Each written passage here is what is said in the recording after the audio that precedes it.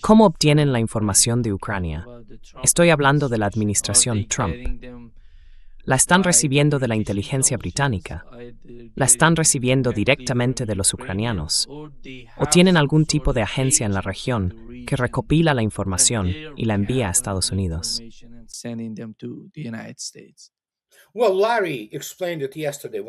Bueno, Larry lo explicó ayer cuando hablaba con Garland.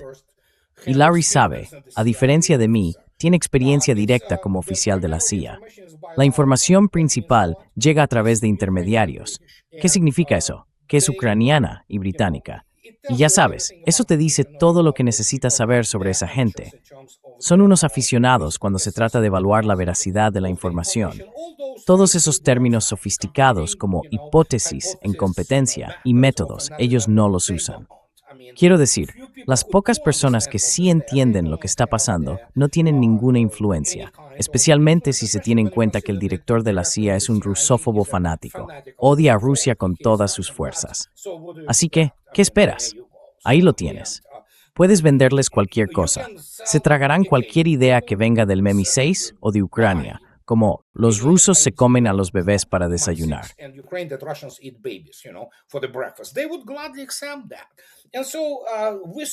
Ellos aceptarían eso con gusto. Y así vimos, básicamente, un colapso total del aparato de inteligencia militar de Occidente en su conjunto, y está en declive, en retirada. Estados Unidos se ha mantenido unido, pero no Europa. Europa ha sido derrotada.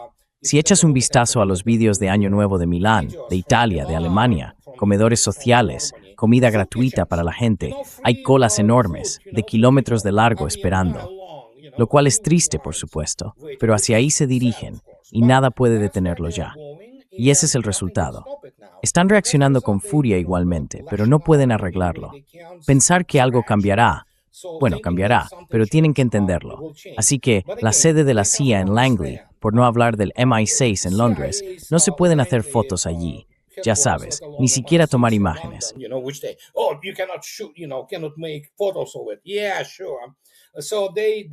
Sí, claro. Así que no comprobaron, obviamente, las capacidades óptico-electrónicas de Rusia, a diferencia de nuestro amigo común, que todavía cree que no las tienen. Bueno, esa es otra historia. Pero sí, esto es en realidad lo mejor, incluso mejor que la resolución de ojo de cerradura ahora. Los rusos pueden ver a personas concretas entrando y saliendo si es necesario, ya sabes. Esas coordenadas están fijas y son fácilmente atacables, y no hay nada que el Occidente combinado pueda hacer para detenerlo si llega a ese punto. Y de nuevo, hay algo, por ejemplo, que ninguno de los países occidentales, incluidos los Estados Unidos, tiene. Rusia puede eliminar esas organizaciones sin dañar el resto de la ciudad, salvando vidas civiles.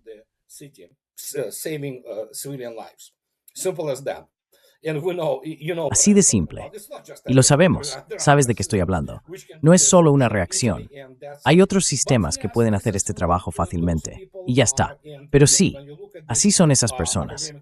Y de nuevo, cuando miras ese fraude académico producido, por ejemplo, por esos elitistas centros de títulos de Oxford en humanidades, de ahí salen la mayoría de los políticos británicos. Sí, eso es lo único que saben hacer. Quiero decir, pueden matar al gato de Skripal y secuestrar a su familia y mantenerlos retenidos.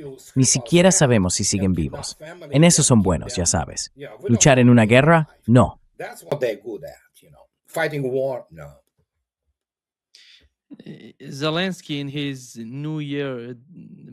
Zelensky, en su mensaje de Año Nuevo, dijo que podrían estar más cerca de la paz, quizá en los primeros meses de 2026. Pero después de todo, no van a retirarse de la región del Donbass. ¿Cómo va a ser eso posible? Andrei, ¿ha cambiado la posición de Rusia desde la última vez que hablamos?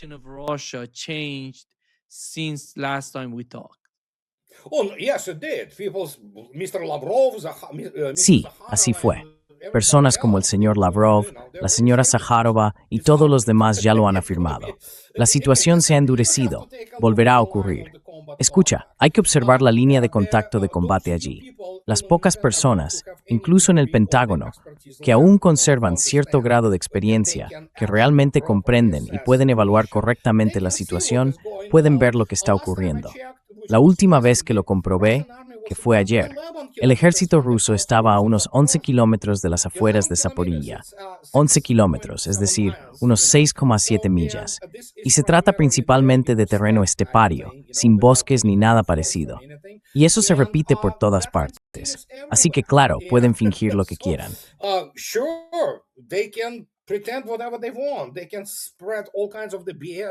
Pueden difundir todo tipo de tonterías, como, sí, vamos a desbloquear eso. Lo intentaron. Una compañía de tanques intentó volver a acercarse a Kopans. Por supuesto, todos fueron aniquilados y quemados. Así es como son las cosas. Ya sabes, no tienen ninguna capacidad. Quiero decir, pueden llevar a cabo terrorismo. El terrorismo es el arma de los débiles, y la OTAN es un muerto andante. Es débil militarmente, y lo mismo ocurre con Estados Unidos. Prácticamente no sirve para... Ni siquiera sé para qué sirve ya. No puede llevar a cabo operaciones reales y serias de armas combinadas a gran escala, especialmente contra una potencia de igual nivel. Y mucha gente no lo entiende, y lo he dicho públicamente durante los últimos 10 años. Es Estados Unidos quien es la potencia casi igual, no Rusia.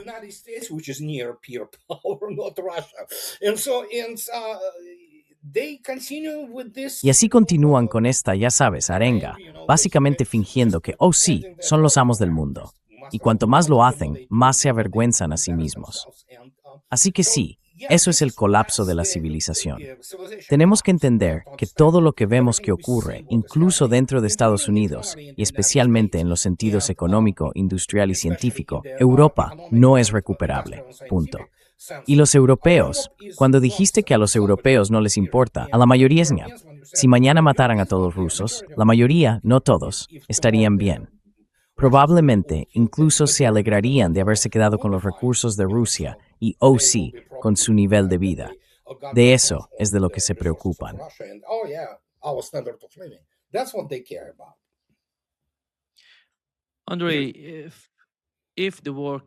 Andrei, si la guerra continúa en Ucrania, si sigue adelante, ¿ves algún punto en el que se dirija hacia Odessa y Nikolaev?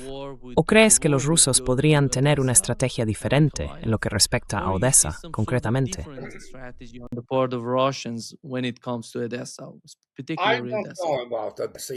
No lo sé. Este es el tema que todo el mundo intenta sacar. Y escucha, obviamente no tengo acceso al pensamiento del Estado Mayor. Nadie lo tiene, salvo 2 personas esencialmente.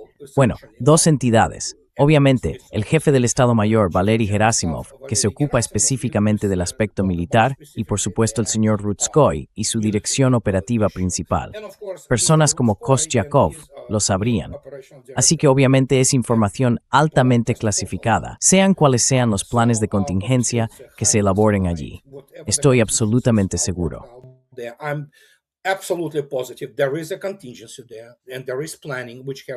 Existe una contingencia y ya se ha completado una planificación que incluye la posibilidad de ir a Odessa y tomarla físicamente.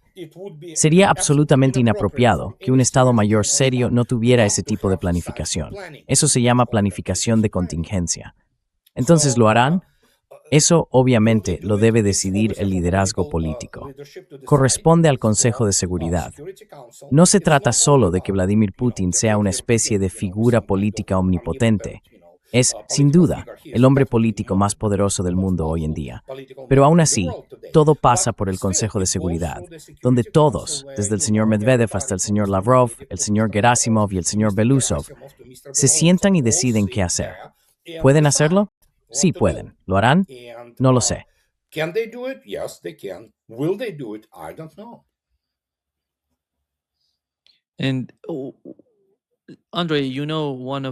Y Andrei, sabes, uno de nuestros amigos, tu amigo y mi amigo, el coronel Shaq Bow, está sancionado en Europa por lo que dijo sobre el conflicto en Ucrania, principalmente sobre Ucrania y su postura respecto a la guerra allí. Cuando Europa llega tan lejos como para sancionar a uno de los ciudadanos más decentes de Suiza, que por cierto no forma parte de la UE, pero como vive en Bruselas, en Bélgica, pueden imponerle muchas sanciones y ejercer presión sobre él. Pero, ¿qué está ocurriendo internamente en Europa? para que estas personas preocupadas por el futuro de su tierra, por el futuro de Europa en particular, estén siendo silenciadas de algún modo por Europa, por los partidos políticos de allí.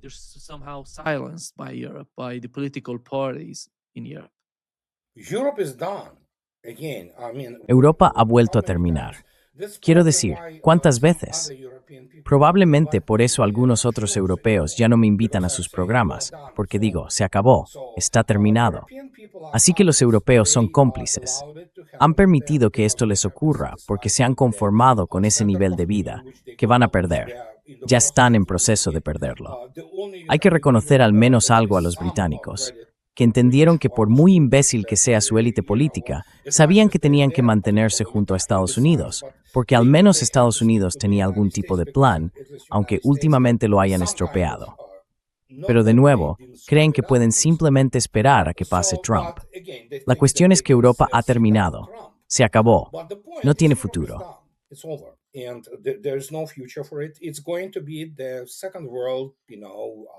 Va a convertirse en el segundo mundo. Ya se puede ver en las ciudades europeas. Son agujeros inmundos, sucias. No podrán hacer frente a la inmigración. Pueden protestar todo lo que quieran. Es el punto de no retorno. Francia está acabada. No va a existir como un Estado unificado, ni como la nación francesa, probablemente en unos 15 años. Yo decía 2035. Algunos decían 2050, otros 2035. Alemania está acabada. Así que da igual quién llegue al poder. Y de nuevo, da igual el partido político. No importa. El 99% de esos partidos seguirá la misma línea política, que es, por supuesto, el odio hacia Rusia y Putin. En su opinión, creen que pueden básicamente, ya sabes, no expandirse, pero continuar con la guerra.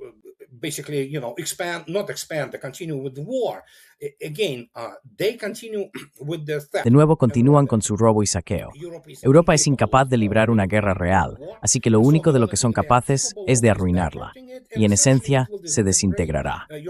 La Unión Europea se desintegrará, y entonces que se vayan al infierno. Pueden, ya sabes qué, seguir haciendo lo que han estado haciendo durante los últimos 1000 años, ir y matarse entre ellos. Si van hacia el este, bueno, un soldado ruso no pisará más suelo europeo. Punto. Pero el Sumerose sí me hará, y ese será el fin de Europa como tal. Así que en este caso, mierda, ya sabes, sientes Schadenfreude.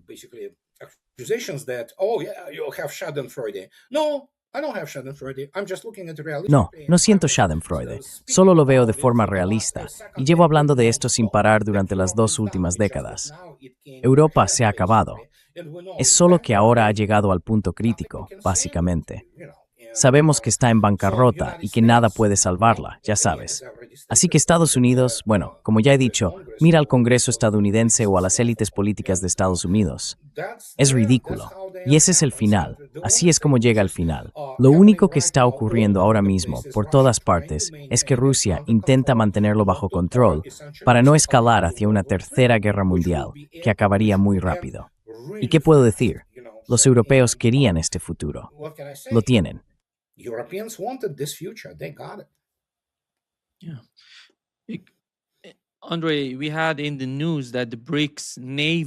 Andrei, hemos oído en las noticias que las armadas de los BRICS van a realizar ejercicios conjuntos en Sudáfrica en enero de 2026. Hablamos de la OCS, y la OCS es una especie de colaboración en materia de seguridad. Pero los BRICS son algo diferente. Países distintos, con puntos de vista diferentes y sus propias diferencias. Teniendo todo eso en cuenta, ¿cuál es el sentido de realizar ejercicios conjuntos? ¿Quién es el enemigo y cuál es la amenaza para los BRICS?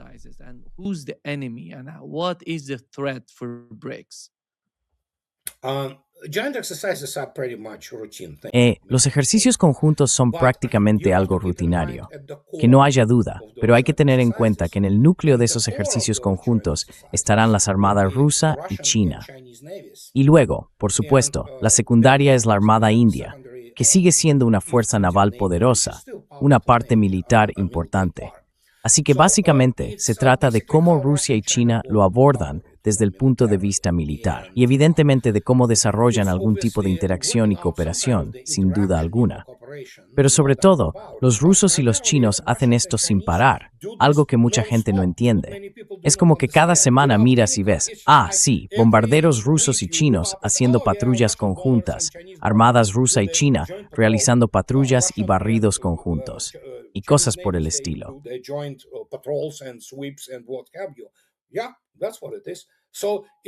Sí, eso es. En esencia, esto depende de Rusia y China, de cómo configuren el aspecto militar de los BRICS. Obviamente sabemos que la Organización de Cooperación de Shanghái es el componente de seguridad, pero ¿por qué no invitar a gente de los BRICS? Es algo completamente natural. Y de nuevo, hay que tener en cuenta que se trata básicamente de ejercicios rutinarios. Al final, depende totalmente de Rusia y China, con cierta aportación de la India, cómo desarrollarán el marco de seguridad adecuado para el continente euroasiático.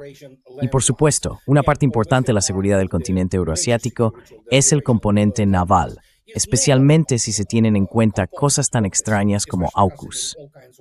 Así que, ¿qué puedo decir? Tal vez se trate simplemente de desarrollar la coordinación y las operaciones conjuntas. Andrei,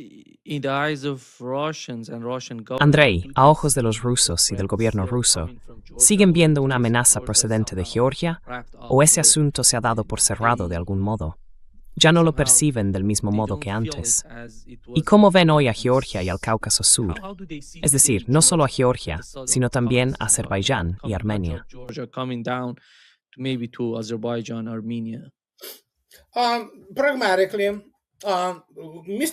Así que, de forma pragmática, el señor Aliyev arruinó la relación, que había sido muy amistosa, completamente por su cuenta, obviamente, pero bajo la influencia de todo tipo de fuerzas de guiño guiño, ya sabes quién.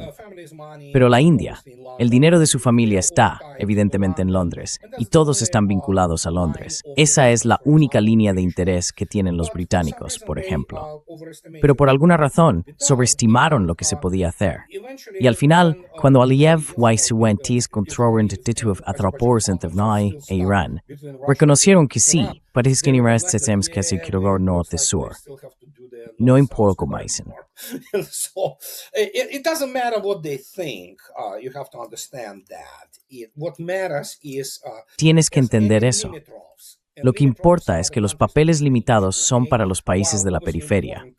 Vale, aunque obviamente son países importantes, no se acercan, ni en capacidad, ni en influencia, ni en peso geopolítico, a jugadores como Irán, y mucho menos a Rusia. Así que tienen que intentar, ya sabes, sobrevivir, especialmente teniendo en cuenta la situación económica no tan buena de Azerbaiyán.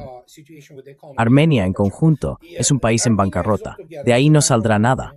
Y sí, seguirán eligiendo al mismo tipo. Y no olvides que Ereván tiene la embajada estadounidense más grande del mundo.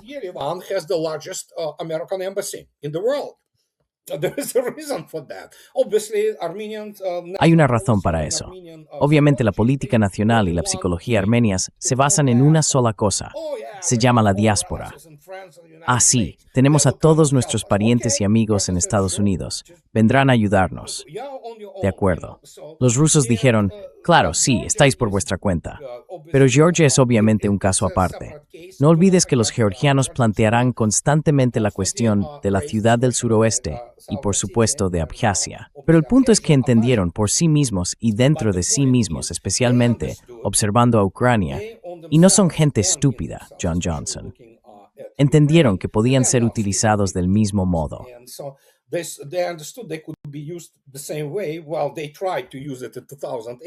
Bueno, intentaron usarlo en 2008. Les salió realmente mal en 5 días. Eso fue, por cierto, básicamente una señal para el Pentágono, ya sabes. Y entonces, ¿qué puedo decir? Habrá intentos de desestabilizar el Cáucaso.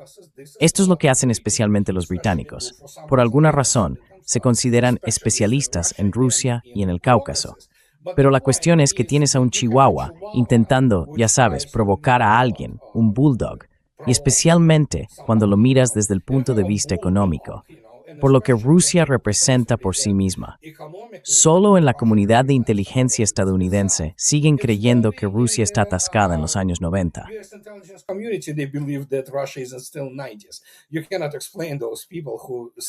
No puedes explicarle esto a esa gente que estudió economía. Ya sabes, con todo tipo de títulos de universidades de la Ivy League o de donde sea. Fueron reclutados para eso. Amigos, no entendéis lo que es una economía real. Rusia es un monstruo económico. Y por eso esos países, con papeles limitados, especialmente en el Cáucaso, tendrán que seguir de algún modo la dirección general. Pero toma a Aliyev, por ejemplo. Ha perdido cualquier tipo de influencia dentro de Rusia, especialmente con el desmantelamiento de la diáspora azerbaiyana. Diáspora, siendo un eufemismo para grupos del crimen organizado. Diaspora being a euphemism for the organized crime groups, and that's why he was reacting in the knee. Y por eso estaba reaccionando de una manera tan impulsiva. Así que ahora ya no habrá relaciones amistosas. Ya no será, ya sabes, Vladimir Putin llamando y diciendo, ¿cómo podemos decidir las cosas? No. Será, de acuerdo, aquí están las condiciones. ¿Quieres hacerlo? Si no, bien, te las arreglas solo y a partir de ahí nos ocupamos nosotros. Y especialmente ahora cuando de repente, oh Dios mío, hay un ferrocarril alternativo a través de Turkmenistán. Tuvieron su tiempo en Sumurmigais. Strength. It's going through our worth. And it's over now. Things changed.